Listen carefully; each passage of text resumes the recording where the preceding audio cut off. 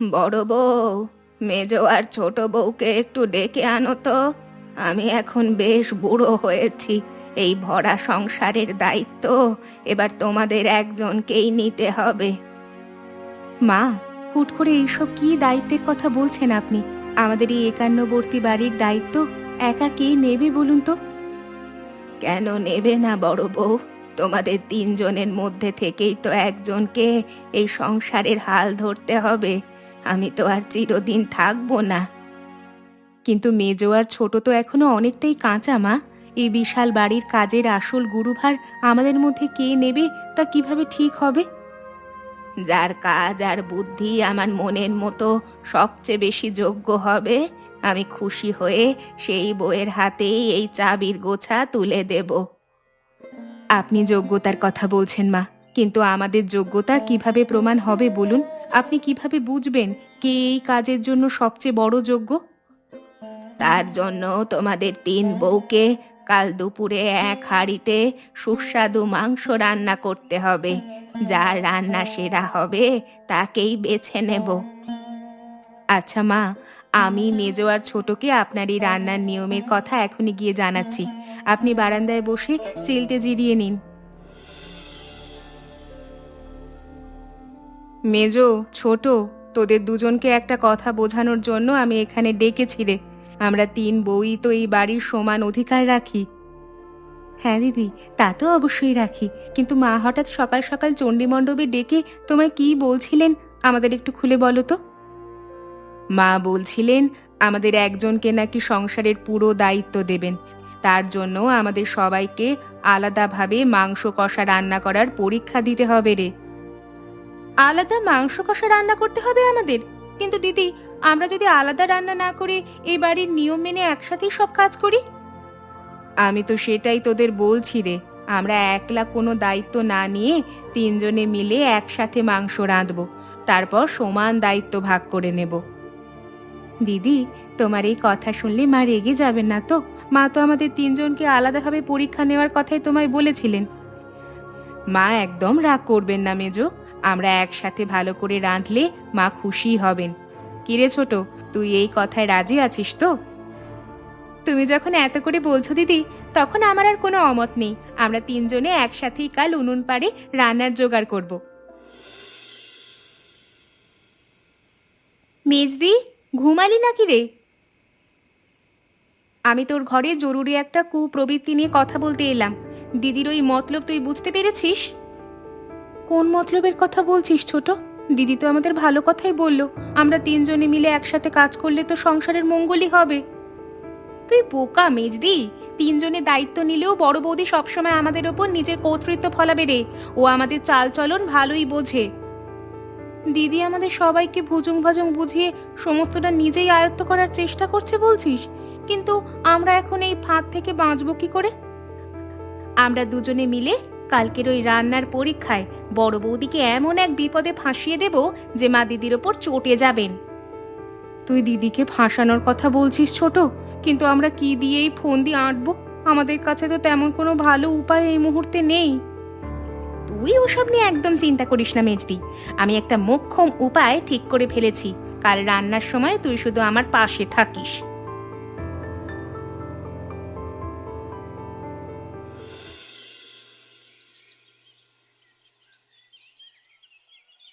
মা, একটা কথা বলতে এলাম।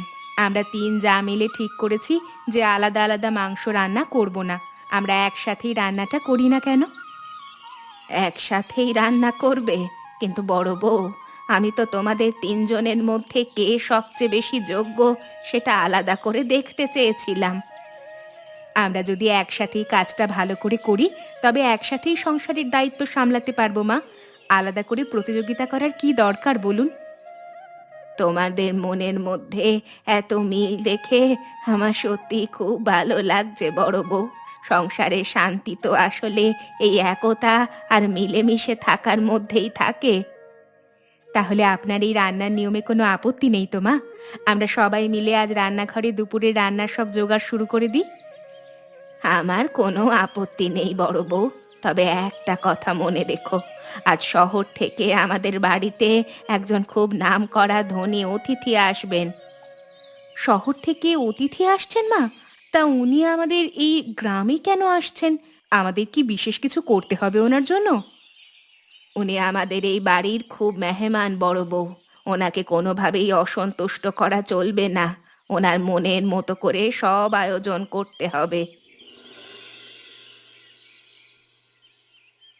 মেজো, ছোট, তোরা দুজনে হাটের থেকে আলাদা আলাদা মাংস আর রান্নার সব মশলাপাতি কেন কিনে আনলি রে? আমাদের তো একসাথেই বাজার করার কথা ছিল। তুমিও সব একসাথের কথা এখন রাখো দেখি বড় বৌদি। আমরা দুজনে মেজদির ঘরে বসে অনেক ভেবে দেখলাম আমরা তোমার সাথে একসাথে রান্না করব না। তোরা আমার সাথে রান্না করবি না মানে? কি রে ছোট, কাল রাতে তোরা নিজেই তো বললি যে তিনজনে মিলে একসাথেই শাশুড়ির পরীক্ষা দেব। ছোট ঠিকই বলেছে বড় বৌদি। আমরা মেজো আর ছোট আলাদাভাবেই নিজেদের মাংস কষা রান্না করব। আমরা তোমার ওই একসাথে নিয়মের মধ্যে আর নেই। তোরা এমন ছোটদের মতো জেদ করিস না মেজো, মা শুনলে রাগ করবেন। তাছাড়া একান্নবর্তী সংসারে এভাবে আলাদা রান্না করা একদম ভালো দেখায় না।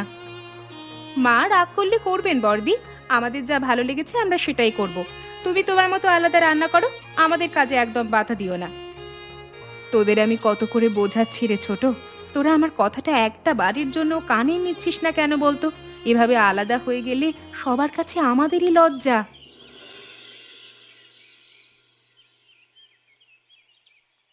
নমস্কার। আচ্ছা, এটাই কি শান্তি দেবী মহাশয়ার বাড়ি? আমি আসলে শহর থেকে ওনার সাথে একটা বিশেষ দরকারে দেখা করতে এসেছি। হ্যাঁ, আপনি ঠিক বাড়িতেই এসেছেন। নমস্কার, আপনি ভেতরে আসুন। তা আপনি হঠাৎ ওনার খোঁজ করছেন কেন? আপনার পরিচয়টা যদি একটু বলেন। আমার নাম বিক্রম। শান্তি দেবী আমার বাবার খুব কাছের মানুষ। ওনার চিঠি পেয়েই আমি আজ এই সাত সকালে শহর থেকে গ্রামের উদ্দেশ্যে রওনা দিয়েছি। ও আচ্ছা, আপনিই তাহলে আমাদের সেই অতিথি। মা তো সকাল থেকেই আপনার কথা আমাদের বলেছিলেন। আপনি এই জিরানোর ঘরে এসে বসুন। ধন্যবাদ। এই ভর দুপুরে পথ ধরে হাঁটতে হাঁটতে ক্লান্তি এসে গেছে। আপনাদের এই গ্রামটা কিন্তু বেশ শান্ত আর সুন্দর। আপনি একটু বসুন বিক্রমবাবু, আমি ভেতরের ঘর থেকে মাকে চটপট ডেকে আনছি। মা আপনার জন্য অনেকক্ষণ ধরে পথ চেয়ে বসে আছেন। আরে বিক্রম, এসে গেছো বাবা? তোমার আসতে কোনো কষ্ট হয়নি তো? বড় বউ, বিক্রমের হাত মুখ ধোয়ার জন্য চটপট এক ঘটি জল এনে দাও। বড় বউ, এদিকে এসো। বিক্রমের বাবা আমাদের এই সংসারের মানুষ রে। আজ থেকে বিক্রম যতদিন এই বাড়িতে থাকবে ওর যেন কোনো কষ্ট না হয়। আপনি একদম কোনো চিন্তা করবেন না মা। বিক্রম বাবুর থাকা খাওয়া সব তদারকি আমি নিজে দাঁড়িয়ে থেকে ভালো করে করব। ওনার কোনো অসুবিধা হবে না। আমাদের এই বড় ছেলের মৃত্যুর পর থেকে তো তুমি এই সংসারের জন্য নিজের সব সুখ এক নিমেষে ত্যাগ করেছো বড় বউ। এই বিধবা বয়সেও সবকিছু একা সামলাচ্ছ। আপনি ওসব পুরনো দিনের কথা বলে মিছে মিছে নিজের মন খারাপ করবেন না মা। আমার কাছে এখন এই সংসার আর আপনার সেবাই হলো সবচেয়ে বড় কর্তব্য। আমি সব বুঝি রে বড় বউ, তাই তো বিক্রমের দেখভালের এই দায়িত্ব আমি একা শুধু তোমাকেই দিলাম। তুমিও সব পছন্দের খেয়াল রেখো। আচ্ছা মা, আমি বিক্রমবাবুর ঘরের সব ব্যবস্থা এখনই গুছিয়ে দিচ্ছি। ওনার দুপুরের খাবারের সময়ও তো হয়ে এলো, আমি উনুন পাড়ে যাচ্ছি। যাও মা, বিক্রমের ঘরে যেন কোনো কমতি না থাকে। আর শোনো, তুমি নিজে দাঁড়িয়ে থেকে ওকে খাবার পরিবেশন করবে, অন্য কাউকে ওই ঘরে যেতে দিও না।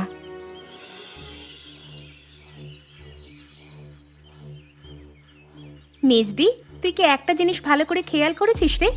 বড় বৌদি যেভাবে সারাক্ষণ ওই শহরের নতুন অতিথি বিক্রমবাবু সেবা করছে, আমার না সন্দেহ হচ্ছে। হ্যাঁ ছোট, আমিও তো দুপুর থেকে ওটাই দেখছি। মা কেন হঠাৎ বড় বৌদিকেই বিক্রমবাবুর ঘরের সব দেখাশোনার এমন দায়িত্ব একা দিলেন বলতো? এর মধ্যে নিশ্চয়ই কোনো রহস্য লুকিয়ে আছে মেজদি। মা সবসময় বড় বৌদিকে আমাদের চেয়ে বেশি আদর করে মাথায় তুলে রাখেন, তুই তো জানিসই। তা অবশ্য ঠিক বলেছিস ছোট, কিন্তু বড় বৌদি তো এই বাড়ির বিধবা বউ।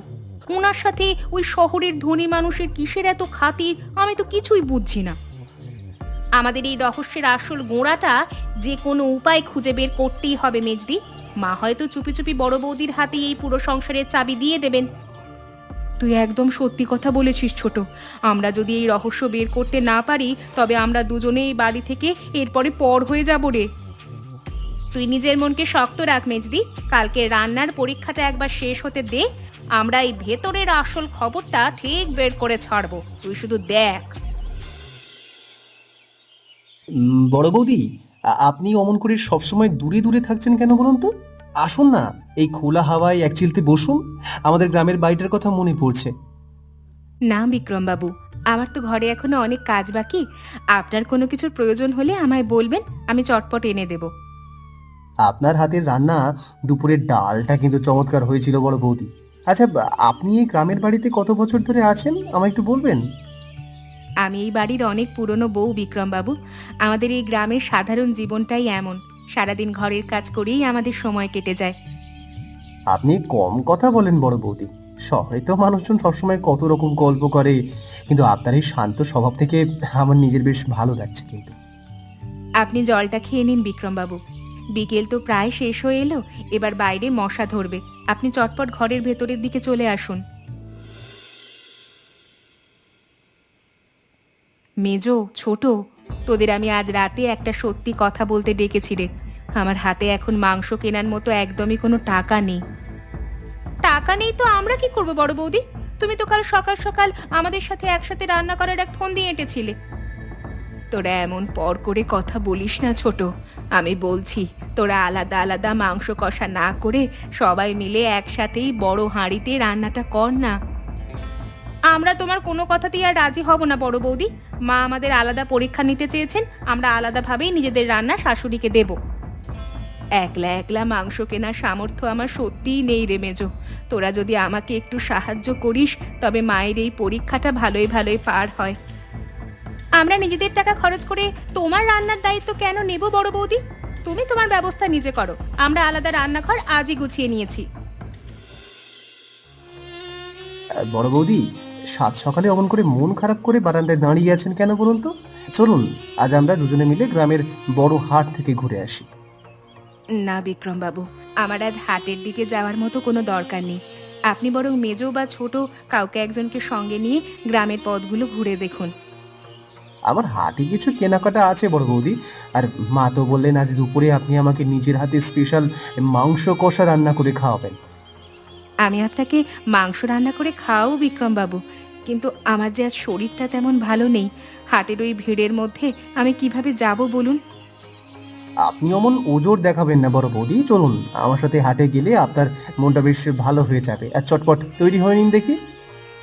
আপনি যখন এত করেই বলছেন বিক্রম বাবু, তখন অগত্যা আমাকে আপনার সাথে যেতেই হচ্ছে। আমি ঘরের ভেতর থেকে কাপড়ের থলেটা চটপট নিয়ে আসছি। বড় বৌদি, আপনি ওই গলির ভেতরের পুরনো দোকানটাতে একলা কেন গিয়েছিলেন বলুন তো? আমি তো আপনার জন্য হাটের মোড়ে অনেকক্ষণ ধরে দাঁড়িয়ে আছি। না বিক্রম বাবু, ওদিকের এক চাটুজ্জে মশাইয়ের দোকান থেকে আমার একটা ছোট কাজ সারার ছিল। চলুন, এবার আপনার পছন্দের বাজার করা যাক। আমার তো পছন্দ বলতে তেমন কিছু নেই বড় বৌদি। ওই দুপুরের মাংস কষা রান্নার জন্য যা যা ভালো মশলা আর আনাজ লাগবে আপনি সব নিজের মতো কিনুন। আচ্ছা বিক্রম বাবু, আমি ওই দিকের কসাইখানা থেকে ভালো দেখে টাটকা মাংস নিয়ে আসছি। আপনি এই মিষ্টির দোকানের সামনে চিলতে দাঁড়িয়ে অপেক্ষা করুন। আপনি বাজারের থলেটা আমার হাতে দিন বড় বৌদি। আমি ওটা এক মনে ধরছি। আপনি সব তরকারি আর মাংস ভালো করে বেছে নিজের ঝুড়িতে তুলুন দেখি। কি গো বড় বৌদি, বাজার থেকে ঘুরে এলে বুঝি? তা রান্না বান্না কি আজ আদেও হবে, নাকি উনুন এমনি ঠান্ডা পড়ে থাকবে? তোরা এমন খোঁচা দিয়ে কথা বলিস না ছোট। আমার সাধ্যের মধ্যে যতটুকু পারবো আমি ততটুকুই করব। তোদেরটা তোরা নিজেদের মতো কর। আমরা তো আমাদের কাজ ভালোভাবেই করছি বড় বৌদি। তুমি মায়ের প্রিয় বউ, তাই ভাবলাম তোমার রান্নায় বুঝি আজ কোনো রাজভোগ হবে। আমি কোনো রাজভোগ রাঁধতে বসিনি মেজো। শাশুড়ি মা একটা পরীক্ষা নিচ্ছেন। আমি আমার মতো করে ওনার পছন্দের মাংস কষাটুকু শুধু উনুনে চাপাচ্ছি। তা বেশ তো, করো করো। দেখি তোমার ওই ভাঙা কড়াইয়ের রান্নায় আজ কেমন স্বাদ হয়। মা কার হাতে এই বাড়ির চাবির গোছা তুলে দেন দেখি। চাবির লোভ আমার কোনোদিনই ছিল না রে ছোট, আর আজও নেই। তোরা মন দিয়ে নিজেদের রান্নাটা কর, অতিথি যেন খেয়ে নিন্দা না করেন। কাকিমা, আমি বাকিদের রান্না না দেখেই বলেছি, আমার এই বড় বৌদির হাতের রান্নাটাই সবচেয়ে বেশি পছন্দ হয়েছে। আজ জয়ী হলেন ইনি। আমি তো জানতাম বিক্রম বাবা, আমার বড় বউয়ের হাতের রান্নায় অন্যরকম এক জাদু আছে। ওই বাড়ির লক্ষ্মী, আমি ওকে নিয়ে সব সময় গর্ব করি। এটা তো অন্যায় কথা বিক্রম বাবু, আপনি আমাদের দুজনের রান্নাটা একটাবারও মুখে দিয়েও দেখলেন না, আর অমনি দিদিকে একেবারে সেরা বানিয়ে দিলেন। আমি হলাম এই বাড়ির অতিথি ছোট বউ। আমি কোন রান্নাটা খাবো আর কোনটা খাবো না, সেটা তো একান্তই আমার নিজের পছন্দের ব্যাপার। কিন্তু মা, আপনি তো বলেছিলেন যার রান্না সবচেয়ে সেরা হবে তাকেই এই সংসারের পুরো দায়িত্ব দেবেন। আপনিও শুধু দিদির রান্নাই চেখে দেখলেন।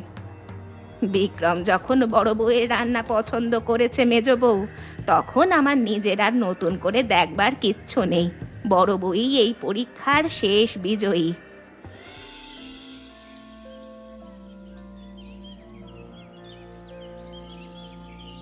আমি আজ সবার সামনে পরিষ্কার জানিয়ে দিচ্ছি, আজ থেকে বড় বউই এই বাড়ির সমস্ত দায় দায়িত্ব আর সংসারের আসল চাবির গোছা নেবে।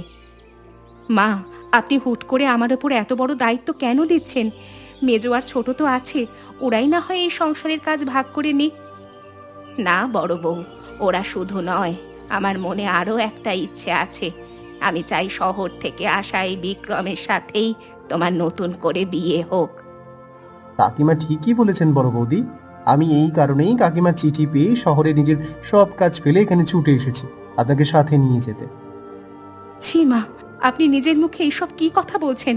আমি এই বাড়ির বিধবা বউ, আমি এই প্রস্তাবে কোনোভাবেই কোনো দিনও রাজি হতে পারবো না।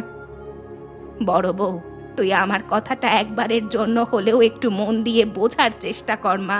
তুই আর কতদিন এই একলা অন্ধকার ঘরে পড়ে থাকবি? না মা, আমি আপনার ছেলের স্মৃতি ছেড়ে এই বাড়ি থেকে কোনোভাবেই কোথাও যেতে পারবো না। আপনারা আমাকে আর মিছে জোরাজুরি করবেন না।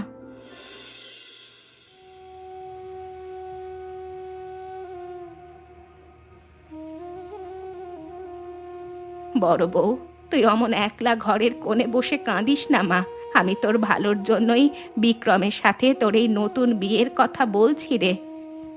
মা, আমি তো আপনাকে পরিষ্কার বলেছি, আমি আপনার মরা ছেলের স্মৃতি ছেড়ে এখান থেকে কোনোভাবেই অন্য কোথাও যেতে পারবো না। আমার ছেলেটা যেমন আমার নিজের ছেলে ছিল, বড় বউ, তুইও তো আমার নিজের মেয়ের মতোই এই ঘরে এতদিন ধরে আছিস রে। আমি আপনার সেই মেয়ে হয়ে আজীবন এখানেই থাকতে চাই মা। আপনি কেন আমাকে এই বাড়ি থেকে পর করে তাড়িয়ে দিতে চাইছেন? আমি তোকে তাড়াচ্ছি না রে মা। বিক্রম আমাকে ভালোবাসে আর শ্রদ্ধা করে, তাই আমার মনের এই ইচ্ছাটার কথা ও এক কথায় লুফে নিয়েছে। বিক্রমবাবু আপনার কথা রাখতে রাজি হয়েছেন মা, কিন্তু আমার মতো একলা বিধবা মানুষকে ওনার নিজের মনে কি আদৌ পছন্দ হবে? বিক্রম তো নিজের মুখেই বলল রে বড় বউ, ও তোকে পছন্দ করে বিয়ে করতে রাজি হয়েছে। তুই এই বুড়ো মায়ের অনুরোধটা আর ফিরিয়ে দিস না। আমাদের এবার শহরের উদ্দেশ্যে রওনা দিতে হবে বড় বউ। ওখানকার নতুন ঘর আর মানুষজন সবাই আপনার জন্য আগ্রহ নিয়ে অপেক্ষা করছে। মেজো ছোট, তোরা দুজনে এদিকে আয় রে। আজ থেকে আমি এই বাড়ির সমস্ত দায়িত্ব আর চাবির গোছা তোদের দুজনের বিশ্বস্ত হাতের ওপর তুলে দিলাম। বড় বৌদি, আমরা এতদিনেও তোমার সাথে খারাপ ব্যবহার করেছি। তুমি তুমি আমাদের নিজের বোন ভেবে আমাদের সব ভুল এক নিমেষে ক্ষমা করে দাও। তোরা অমন করে মিছে আফসোস করিস না মেজো। আজ থেকে তোদের মধ্যে আর কোনো রেষারেষি বা প্রতিযোগিতা যেন না থাকে, তোরা মিলেমিশে থাকিস। তুমি একদম কোনো চিন্তা করো না বড় বৌদি, আমরা দুজনে মিলে মাকে খুব ভালো করে দেখে রাখবো। ঘরের কাজে কোনো কমতি হতে দেব না। মা, আমি তবে আজ বিক্রমবাবুর সাথে আসি। আপনি নিজের শরীরের দিকে একটু ভালো করে খেয়াল রাখবেন। সময় পেলেই আমি তোমায় দেখতে আসব। তোরা দুজনে শহরে সুখে শান্তিতে থাকিস মা। আমার আশীর্বাদ তোদের মাথার ওপর সারা জীবন ছায়ার মতো থাকবে। তোরা সাবধানে যাস।